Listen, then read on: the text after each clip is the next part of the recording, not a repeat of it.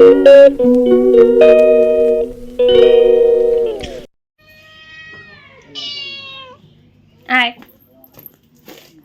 আয়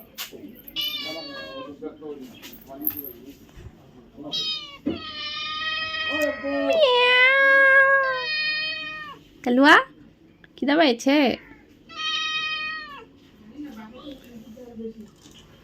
চ খাবার দেই।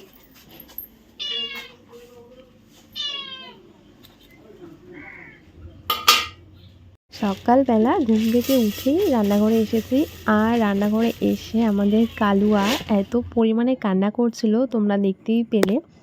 তো তাকে এখন আমি জলমুড়ি দিচ্ছি। আমরা যেরকম চা খাই, মানে আমি খাই না, আমার বাবা যেরকম চা খায় বা সবাই চা খায়, আর এদেরকে বিস্কিট দিয়ে একটু জল দিয়ে মুড়িটাকে মেখে দিতে হয়। তারপর ওরা কিন্তু খেয়ে নেয়, পেট ভরে খেয়ে আবার ঘুম দেয়। এখন 8:30টার মতো বাজে। তারপরে কিন্তু তারা আবার ঘুমিয়ে পড়ে। সকালবেলা শুধুমাত্র উঠলাম আর উঠে এদের দর্শন পেলাম, তারপরে তো শুরু হয়ে গেল এদের ম্যাও ম্যাও। তো তারপর একটা কাজও করতে পারছিলাম না, তাই ভাবলাম যে না, আগে এদেরকে খেতে দিই, তারপর বাকি কাজকর্ম করব। গুড মর্নিং তোমাদের সবাইকে। কেমন আছো তোমরা? আশা করছি সবাই অনেক ভালো আছো, আমি অনেক ভালো আছি। আজ আমি আমার এই ছোট্ট ঘরটা পরিষ্কারভাবে গুছাবো আর নিচটাও ঠিক করব। এর আগে তো ঝুল ঝাড়া হয়েছে, তবে ভালো মতো গোছানো হয়নি। কাল আলনাটা গোছানো হয়েছে, তবে দেখো যে মেঝেটা সেখানে ফাটল ধরেছে, যেহেতু এখানে বালির মধ্যে মাটি দিয়ে মানে মাটির মধ্যে সিমেন্ট দিয়ে মোছা হয়েছে, তাই অনেক জুতো ছিল খাটের নিচে, সেগুলো আমি বের করে রেখেছি, যেগুলো ধুয়ে দিব। আর এখন আমি যেটা করব সেটা হচ্ছে বালি আর সিমেন্ট। আমি এইমাত্র সিমেন্ট কিনে নিয়ে আসলাম। তো এখন বালি আর সিমেন্ট দুটো মিক্স করে আমি ওই যে জায়গাগুলো ফেটে সিমেন্টগুলো উঠে গিয়েছে সেই জায়গায় বসিয়ে দেবো। তোমাদের মনে অনেকেরই কোশ্চেন যে আমি সিমেন্ট দিয়ে ঘর কিভাবে মুছি, তো আজকে সেটা একদম ফার্স্ট থেকে লাস্ট পুরোটাই তোমাদের সঙ্গে শেয়ার করছি। আমি যেহেতু ফার্স্ট টাইম নয়, আমি এর আগে অনেকবার মুছেছি, ওই 3 থেকে 4 বারের মতো মুছেছি সিমেন্ট দিয়ে। তাই সিমেন্ট দিয়ে মোছার পর কিছু কিছু জায়গা ফাটল ধরে যায়, সেটা স্বাভাবিক। তো সেই জায়গাগুলোর মধ্যে আমি বালু আর সিমেন্ট দিচ্ছি। বালু আর সিমেন্টটা দিলে কি অনেকটা শক্ত হয়। যেহেতু আমাদের আগেরই বালু ছিল, ঘরের কাজ হয়েছে, বালু অনেকটার মতো বালু বেঁচেছে, তাই আমি কিন্তু বালু দিয়ে সিমেন্ট দিয়ে সেই ফাটা ফাটা জায়গাগুলোর মধ্যে দিয়ে সমান করে মুছেছি। এই গোটা ঘরে যত জায়গায় ফাটা ফাটা ছিল, গর্ত সেগুলো সিমেন্ট বালু দিয়ে ভরাট করে দিয়েছি। এখন শুধু সিমেন্ট দিয়ে, বেশি করে সিমেন্ট আর অল্প একটু জল দিয়ে পুরো আঠালো আঠালো ভাব হবে, ঠিক সেভাবে, ঠিক যেভাবে আমরা ব্যাটার বানাই কোনো কিছুর, ততটাই কিন্তু গাঢ় রাখতে হবে। এখন যত গাঢ় হবে তত লাস্টিং।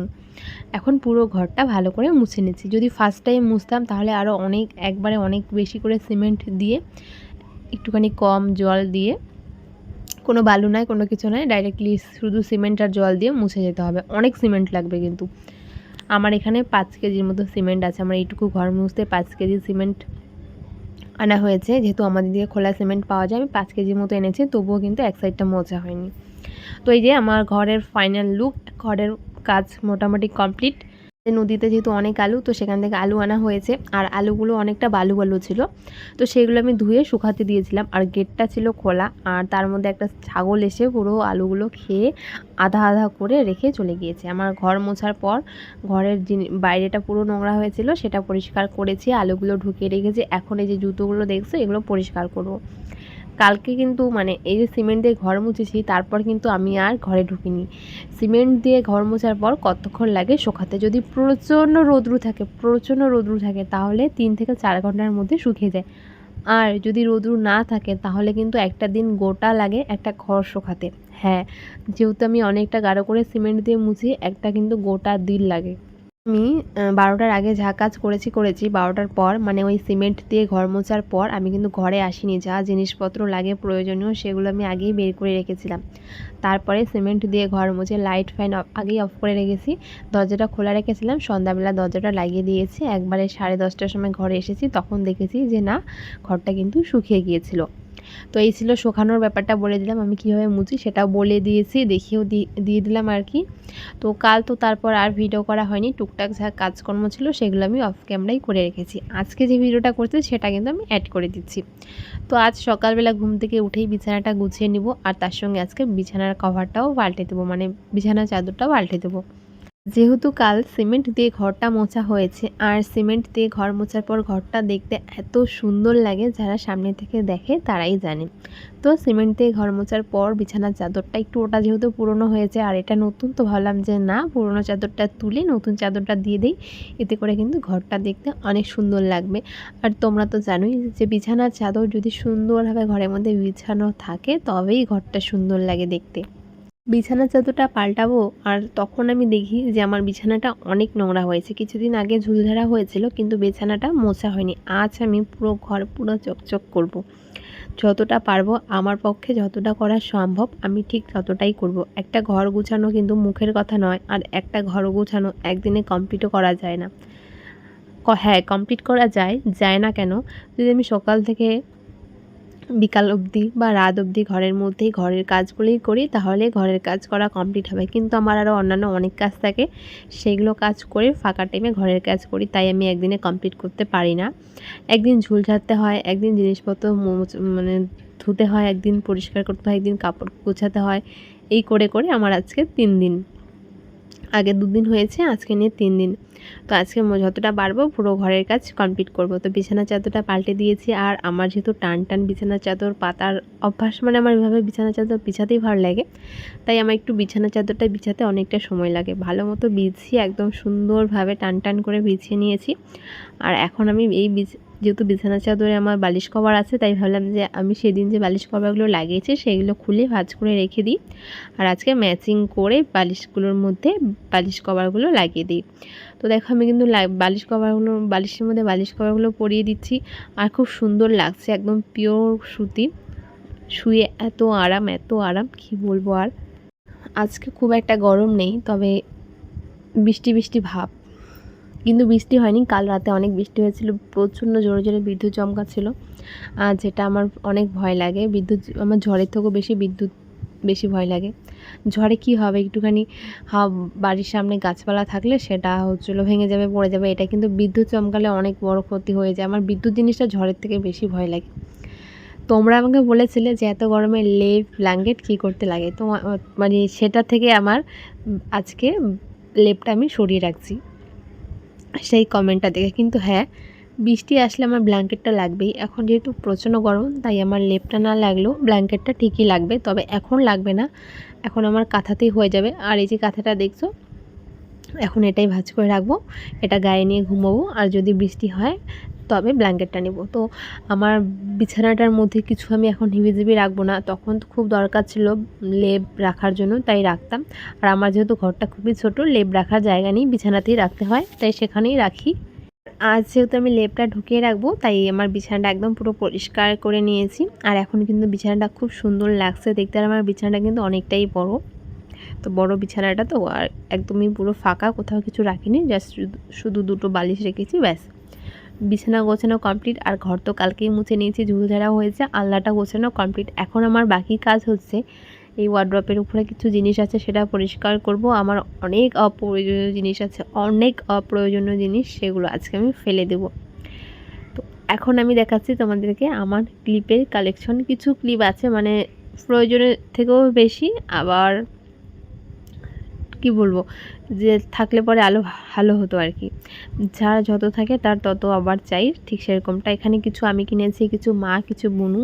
তো এখানে কাঁকড়া ক্লিপ অনেক আছে। আমার ক্লিপের মধ্যে এক ধরনের ক্লিপ কাঁকড়া ক্লিপ, সেটারই ডিজাইন অনেক রকম। তো এখানে অনেকগুলো কাঁকড়া ক্লিপ আছে, তো সেগুলো আমি একসঙ্গে আর রাখবো না, সামনে অনেকগুলো থাকলে এলোমেলো হয়ে যায়। আমার যেটুকু লাগে 1 থেকে 2 বা 3টে, সেগুলো আমি এটার মধ্যে রাখবো, আর বাকিগুলো আমি আলাদা করে এক জায়গায় তুলে রাখবো। তো এই যে দেখছো এটা আমার ড্রেসিং টেবিলের ড্রয়ার। তো এখানে আমার হয়তো জিনিস হয়েছে এই 2 বছরে, মানে যতদিন হয়েছে আমার এই ড্রেসিং টেবিলটা কেনার, এইভাবে কখনো পরিষ্কার করা হয়নি। আজকে ফার্স্ট টাইম করছি। একটা একটা করে জিনিস রাখতে রাখতে এত বাজে অবস্থা হয়েছে ধারণার বাইরে। তো আজকে এটাকে পুরো ডিপ ক্লিন করব, মানে যেগুলো ডিব্বাডুব্বি আমার আর কখনো প্রয়োজন হবে না সেগুলো আজকে সেগুলোর মায়া ত্যাগ করে সেগুলো আমি ফেলেই দিব। আর যেগুলো লাগবে সেগুলো আমি রেখে দিচ্ছি। এখানে অনেক কানের মালা, অনেক কিছু আছে যেগুলো কখনো লাগবে না, তবে ভালো নতুন, কিন্তু সেগুলো ফেলবো না, সেগুলো আলাদা করে কোনো জুয়েলারি বক্সে রেখে দেবো। যখন ঘরের কাজে লাগি একটা পরিষ্কার করতে করতে আর একটা পরিষ্কার করতে ইচ্ছে করে, এরকমটা করতে করতে আজকে আমি পুরো ঘর কিন্তু পুরো সাফা করে দিয়েছি। তো এখন আমি এই পাশে যেগুলো রাখছি সেগুলো আমি ফেলে দেবো। আর এই যে ঘুড়িটা একটু আগে মেজে নিয়ে আসলাম, এখানে আমি যে ঘড়িটা দেখালাম সেটা আমার বাবা আমাকে মাধ্যমিক আমি যখন দিই তখন এই ঘড়িটা আমাকে কিনে দিয়েছিল। তোমরা বলো যে আমি পড়াশোনা করি কি না, যে আমি পড়াশোনা করি না, আমি ক্লাস 12 থেকে পড়াশোনা কিন্তু আর করি না। তো তোমরা এটা জানতে চেয়েছিলে, যে আমি কিন্তু সেটা বলে দিয়েছি।